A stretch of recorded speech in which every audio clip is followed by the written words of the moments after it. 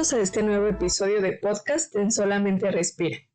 Hoy trataremos un tema sumamente importante, interesante y delicado a la vez, al cual lo hemos denominado estrés, el reto a vencer en tu día a día. Tengo el gusto de presentarles a Jorge, un compañero y amigo en Solamente Respira, con una gran trayectoria y experiencia en el área de bienestar y la salud mental, terapeuta y máster en mindfulness, además de nuestro padrino en este maravilloso proyecto. Hola Sofía, así le decimos a Sofía de cariño en Solamente Respira. Sofía es experta en mindfulness, tiene una maestría en atención plena y una gran compañera en este equipo de trabajo. Sofía, ¿sabías que el estrés, la ansiedad y la depresión le están pasando factura al mundo moderno? ¿Sabías que en torno al 10% de la población podría caer víctima de la depresión clínica en el próximo año? Y es probable que las cosas empeoren. La Organización Mundial de la Salud calcula que la depresión supondrá la segunda enfermedad más cara para la sanidad y en el año 2030 podría ser la próxima pandemia. Piénsalo un momento, la depresión supondrá una carga mayor que las enfermedades cardíacas, la artritis y numerosas formas de cáncer, tanto para los ciudadanos como para la sociedad en menos de una década. Antes el estrés y la depresión eran enfermedades de la edad adulta tardía. Ahora afectan a la población en torno a los 25 años y un número considerable de personas las sufren por primera vez en su adolescencia. Además, se dan casos de persistencia. Entre el 15% y el 39% de los pacientes siguen deprimidos al cabo de un año. Y a 1 de cada 5 continúan con depresión durante 2 o más años, lo que se conoce como depresión crónica. Lo más alarmante es que la depresión tiende a regresar. Si has estado deprimido una vez, existe un 50% de probabilidades de recurrencia, aunque te hayas recuperado por completo. La depresión se cobra un precio cada vez más alto, pero su prima hermana, la ansiedad crónica, también es cada vez más común.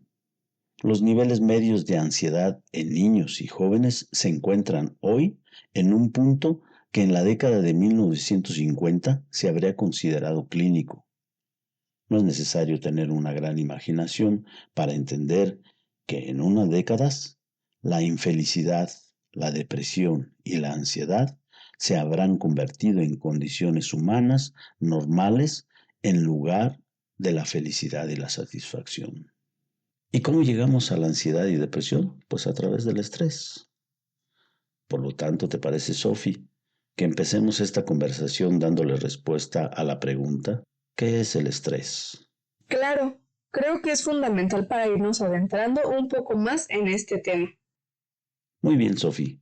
Considero sumamente importante esta pregunta porque la mayoría de los seres humanos hemos experimentado alguna vez, varias veces el estrés, pero también es cierto que la gran mayoría lo desconocemos, porque consideramos que estamos estresados solamente cuando ocurre una situación o problema complicado en nuestras vidas. Cosas como la pérdida de un trabajo, la muerte de un ser querido, el divorcio, discusión con nuestro jefe, pareja, etcétera, etcétera. Pensamos que solamente estos eventos aumentan el riesgo de enfermarse, pero no es así. Existen cosas tan sencillas alrededor de nuestras actividades cotidianas, como sacar la basura a una determinada hora, pagar la luz a tiempo cuando ya está próximo a vencer el recibo, pagar la tarjeta de crédito y saber que no tenemos para pagarla, hacernos la pregunta de ¿por qué el jefe no me saludó hoy? ¿O por qué mi amigo, pareja, no me contesta el mensaje de WhatsApp? ¿Cerré la puerta de mi casa? Tengo que pagar la luz hoy, si no, la van a cortar. Tengo que ir a visitar a mi mamá. Un embotellamiento de autos en el cual estemos inmersos y nos molesta porque vamos a llegar tarde. Una multa por exceso de velocidad. Incluso conseguir un ascenso. Cosas tan triviales que estamos acostumbrados a ellas y no pensamos que son estresores. Todo este tipo de eventos de la vida también generan estrés, con posibles efectos negativos para la salud, que van desde resfriarse hasta una depresión mayor y un ataque cardíaco fatal. El concepto de estrés sugiere que de una u otra manera nos encontramos siempre enfrentándonos a la necesidad de adaptarnos a las diferentes presiones que experimentamos en la vida. Esto básicamente quiere decir adaptarnos al cambio. Si podemos aprender a considerar el cambio como parte integral de la vida y no como una amenaza a nuestro bienestar, nos encontraremos en una posición mucho más favorable para enfrentarnos eficazmente al estrés. Mira, Sophie, para saber cómo actúa el estrés en nuestro cuerpo y en nuestra mente, considero que una buena manera de ilustrarlo consiste en observar cómo se enfrentan al peligro numerosos animales en comparación con los humanos. ¿Recuerdas algún documental de naturaleza que viste en televisión?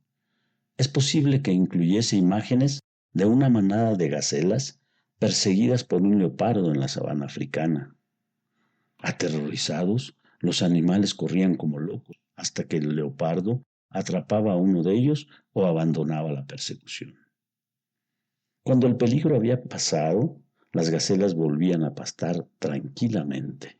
Algo en su cerebro dio la alarma cuando se percibió la presencia del leopardo, y eso mismo la apagó cuando el peligro había pasado. Esa alarma de lucha o huida ante un peligro que compromete tu sobrevivencia desencadena una reacción en tu cerebro y cuerpo que te prepara para huir o luchar. Como relámpago, se movilizan todas las reservas del cuerpo. La respiración se acelera para aportar la mayor cantidad de oxígeno a la sangre. El hígado, una de las funciones es servir como reserva de azúcar. En este momento, la libera en grandes cantidades al torrente sanguíneo para dar energía extra a los músculos. Las glándulas suprarrenales también aumentan sus secreciones para estimular el músculo cardíaco, el cual a su vez reacciona aumentando la velocidad de bombeo y mandando más sangre a los músculos para pelear o huir. Los procesos digestivos se detienen, no son importantes ahorita, y esto pasa en una fracción de segundos. Igual que las gacelas, el hombre en situaciones análogas utiliza su sobrecarga de energía para pelear o huir. Sin embargo, la mente humana es distinta, sobre todo cuando se trata de las amenazas imaginarias, que pueden provocar ansiedad, estrés, preocupación o irritabilidad. Cuando hay algún motivo para asustarse o estresarse, real o imaginario, las antiguas reacciones de lucha o huida hacen acto de presencia y entonces ocurre algo más. La mente empieza a rebuscar entre los recuerdos para intentar encontrar algo que explique por qué nos sentimos así. Por tanto, si nos sentimos estresados o en peligro, nuestra mente busca recuerdos de momentos en los que nos hemos sentido amenazados en el pasado y crea escenarios de lo que podría ocurrir en el futuro. Si somos capaces de explicar qué está ocurriendo en el presente, el resultado es que las señales de alarma del cerebro se desencadenan no solo por el miedo actual, sino también por las amenazas pasadas y las preocupaciones futuras. Y ocurre en un instante, antes incluso de que seamos conscientes de ello. Las nuevas pruebas obtenidas a partir de escáneres cerebrales lo confirman. Las personas que se pasan el día corriendo de aquí para allá sin prestar atención, a las que les cuesta estar presentes y se centran tanto en objetivos que pierden el contacto con el mundo exterior, poseen una amígdala, que es la parte primitiva del cerebro implicada en la reacción de lucha o huida. Esta amígdala está en alerta máxima de manera permanente. Por tanto, cuando recordamos viejas amenazas y pérdidas, los sistemas de lucha o huida del cuerpo no se desactivan una vez pasado el peligro. A diferencia de las gacelas, no dejamos de correr. Así, nuestra manera de reaccionar puede transformar las emociones temporales e inocuas en otras persistentes y problemáticas. Nos la pasamos estresados y en permanente señal de lucha o huida por estresores que ni siquiera nos damos cuenta que lo son, como los mencionados anteriormente. El problema es que esa liberación de químicos en el cuerpo y dentro de las cuales está el cortisol y la noradrenalina, que son hormonas del estrés, y las cuales de pasar el peligro deberían bajar, no lo hacen ante la presencia de otro peligro imaginario, porque el cerebro no distingue entre un peligro real y uno imaginario. Desencadena la liberación de más cortisol y este se acumula en el cuerpo, provocando una serie de trastornos. Podemos sentir temblores internos, cosquilleos en el estómago, palpitaciones, taquicardias y tener siempre sudorosas las manos, insomnio, presión alta, diabetes, ansiedad y depresión. Sophie, ¿por qué no nos explicas cuántos tipos de estrés existen? Gracias por todo lo que nos compartes, Jorge. Es algo muy importante y considero que a la gente que nos escucha le va a servir para comprender mejor el estrés en ellos mismos. También me resulta relevante contarles sobre los tipos de estrés que existen, ya que no todo es malo. Tenemos al eustrés o estrés positivo. Este tipo de estrés es el que aparece cuando nos enfrentamos a retos y situaciones que sí podemos resolver.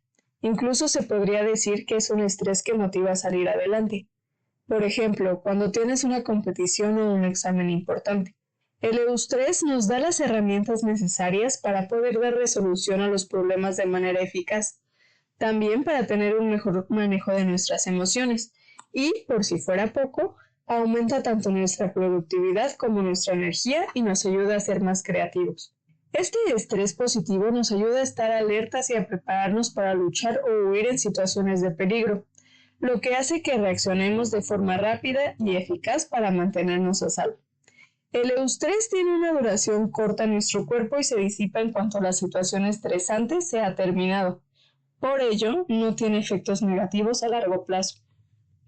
Desafortunadamente, si este estrés se queda en nuestro cuerpo de tiempo prolongado, y se generaliza a situaciones que creemos que ya no podemos controlar y nos paraliza, ya estaríamos hablando del estrés negativo, o mejor conocido como distrés. Este tipo de estrés es aquel que nos desborda y que tiene una vocecita que nos está repitiendo a cada rato que no podemos y que no somos capaces, tal cual lo ha venido explicando mi querido Jorge. El distrés es ese que nos hace estar alerta aunque no haya ningún peligro, nos provoca insomnio, dolores de cabeza, cortisol alto y afecta considerablemente a nuestro cuerpo y a nuestra mente. También se extiende y afecta a otras áreas de nuestra vida, como la laboral e incluso la de las relaciones interpersonales. Este estrés ya no nos motiva, incluso podría hacer que tengamos baja autoestima porque nos hace pensarnos incapaces de resolver y acomodar las situaciones cotidianas. Puedo decir que si lo vemos detenidamente, el estrés no es malo, sino más bien nos ayuda a salir adelante. De hecho, gracias al estrés nuestra especie ha evolucionado y sobrevivido. Así que solo hay que saber controlarlo y no permitirle quedarse en nuestro cuerpo mucho tiempo. Hay que utilizarlo inteligentemente y no dejar que nos consuma. En este episodio, además de enseñarte a entender el estrés, también queremos que lo distingas en tu cuerpo, para saber cuándo pararlo y evitar que te afecte y se convierta en crónico. ¿Qué te parece, Jorge, que les contemos lo que tienen que hacer para distinguir el estrés? Excelente, Sophie. Creo que esa parte es fundamental para poder entender y detectar el estrés. Adelante, entonces. Excelente. Lo primero que debemos tener en cuenta es que cuando las cosas no van bien de forma interna, es decir, con nuestro cuerpo, él mismo nos va a mandar señales para que prestemos atención. Debemos estar receptivos y ser cautelosos ante estas señales. Es posible que los siguientes síntomas que voy a mencionar no se asocien de primera instancia con el estrés, pero ten por seguro que sí es el estrés manifestándose en tu cuerpo. Número 1. Tener diarrea o estreñimiento sin razón aparente. Número 2. Que la memoria empiece a fallar o que cueste razonar. Número 3. Que duela frecuentemente el cuerpo. Número 4. Sentirse muy cansado y sin energía. Número 5. Tener el cuello, los hombros y la mandíbula muy tensos. Número 6. Tener insomnio o hipersomnia. Número 7. sudoración y palpitación. Número 8, problemas estomacales. Número 9, abuso de café, bebidas energéticas o comida chatarra para calmarse. Y número 10, sentirse irritable, enojado o nervioso. ¿Qué piensas? ¿Has experimentado alguno de estos síntomas cuando te sientes estresado? Piensa si te detienes a comprender lo que te pasa o lo ignoras y continúas adelante porque ya lo interiorizaste y normalizaste en ti y lo adoptaste como un modo de vida que no planeas cambiar. Lo tienes como en tu zona de confort porque sabes que será complicado atenderlo y prefieres quedarte en ese mismo lugar, aunque de confort no tenga nada. Cuéntanos, Jorge, antes de estudiar mindfulness, ¿tú tenías distrés? ¿Qué síntomas presentabas con mayor frecuencia? Yo, por ejemplo, presentaba mucho los problemas estomacales, dolor de cabeza e insomnio. Sí, era una persona muy estresada, tengo que admitir, pero ahora con ayuda del mindfulness, la meditación constante, he sabido cómo calmarme y el estrés ya no es distrés, sino más bien eustrés. Sophie, como todo ser humano, pasé por varios de los síntomas que mencionaste, como la irritabilidad, los síntomas estomacales y el abuso en el café, sobre todo en las etapas más jóvenes de mi vida. Muy bien, Sophie. Entonces la pregunta es, ¿qué podemos hacer para reducir el estrés? La conciencia es el elemento clave para aprender a liberarnos de nuestras reacciones al estrés en aquellos momentos en que nuestro primer impulso es el de sentirnos amenazados y huir o adoptar algún otro tipo de acción evasiva o de lucha. Una de las grandes ironías de la atención plena es que parece evaporarse justo cuando más la necesitas. Cuando te sientes más y más agobiado, tiendes a olvidar lo útil que puede ser para enfrentarse al sentimiento de verte superado por las continuas exigencias de la vida. Cuando te enfadas, resulta difícil recordar por qué deberías permanecer tranquilo. Y cuando sientes ansiedad o estrés, vas demasiado rápido como para dedicar 20 minutos a una meditación. Cuando estás bajo presión, lo último que tu mente desea es tomar conciencia. Ante el cansancio, los viejos hábitos de pensamiento resultan infinitamente más atractivos. ¿Cuáles serían algunos de los tips para reducir el estrés? 1. Empieza el día con mindfulness. Cuando abra los ojos, haz una breve pausa y respira 5 veces. 2. Practica espacios de respiración a lo largo del día. Los espacios de respiración en estos momentos preestablecidos te ayudan a recuperar la concentración en el aquí y el ahora. 3. Mantén la práctica del mindfulness en la medida de lo posible. Continúa con tu práctica de meditación normal. 4. Acepta con bondad tus sentimientos, sea lo que sea. Trata de acercarte con conciencia abierta y sincera a todos tus sentimientos. 5. Cuando te sientas cansado, frustrado, nervioso, enfadado o sientas cualquier otra emoción poderosa, practica un espacio de respiración. De ese modo, asentarás tus pensamientos, difuminarás tus emociones negativas y te reconectarás con tus sensaciones corporales. Y entonces estarás en mejores condiciones de tomar decisiones acertadas. 6. Realiza actividades con mindfulness. Haga lo que hagas. Intenta permanecer plenamente consciente durante gran parte del día. 7. Haz más ejercicio. Camina, ir en bicicleta, practicar la jardinería, ir al gimnasio.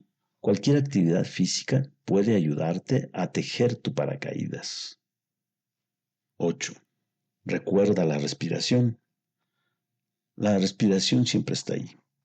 Te ancla en el modo presente. Es como un buen amigo. Te recuerda que estás bien tal como estás. Es tiempo de cerrar este capítulo. Te recomendamos estar al pendiente de los próximos. Verás que contienen material muy valioso para que lo incorpores a tu vida y ésta sea más plena. Sobre todo, en este mundo turbulento. Así que, ¿qué nos puedes decir para concluir, mi querida Sophie? Encontrar la paz en un mundo frenético no es fácil. En nuestros momentos más oscuros puede parecernos que el mundo está diseñado para maximizar nuestra angustia y llevarnos al agotamiento. El estrés y la ansiedad pueden resultar agobiantes y cabe la posibilidad de que la depresión aparezca a la vuelta de la esquina. Aunque la actitud "el mundo está en mi contra" resulta comprensible, también nos limita. Implica que no vemos cuántos de nuestros problemas surgen de la manera en que vivimos. Dicho de otro modo, nosotros estropeamos nuestra propia vida. La ansiedad, el estrés, la infelicidad y el agotamiento suelen ser síntomas de un malestar más profundo. No son achaques sin rumbo, sino síntomas que surgen de la manera en que nos relacionamos con los demás, con nosotros mismos y con el mundo. Son señales de que algo va mal en nuestras vidas, señales a las que debemos prestar atención. Si aceptas todo esto, abres la puerta a una manera de vivir totalmente distinta, una manera de vivir que te anime en cada momento a realmente disfrutarla. Ahora mismo, en lugar de posponerla para mañana. Todos tenemos la tendencia a posponer nuestras vidas. Piensa tan solo cuántas veces te has dicho: recuperaré sueño el fin de semana. Cuando baje un poco el ritmo, estaré más con los niños.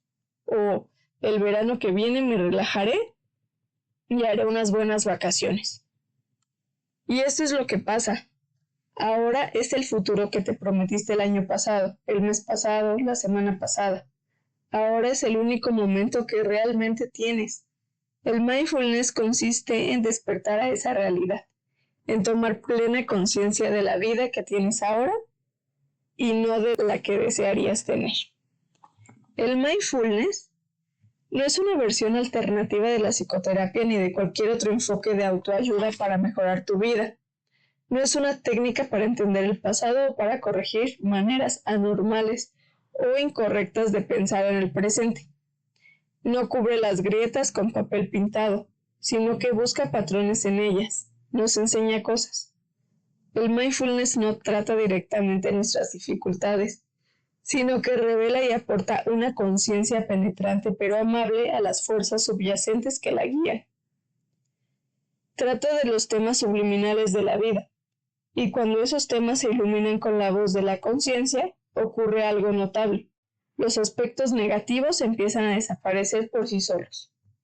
Nuestra lucha interminable, la perspectiva limitada, el dar vueltas a las cosas, la tendencia a perdernos en nuestros pensamientos, a dejarnos llevar por el piloto automático, a consumirnos por la negatividad, a abandonar las cosas que nos alimentan el alma, a quedarnos en nuestra zona de confort. Todo eso representa que el modo mental de hacer está trabajando a toda máquina. Cuando dejamos de verlo como un enemigo al que hay que superar, damos a esas maneras de vivir la oportunidad de evaporarse ante la conciencia sincera. Constantemente tejemos falsos sueños, cuando lo que realmente necesitamos es tejer un paracaídas para utilizarlo cuando la vida empieza a ponerse difícil o a desmoronarse.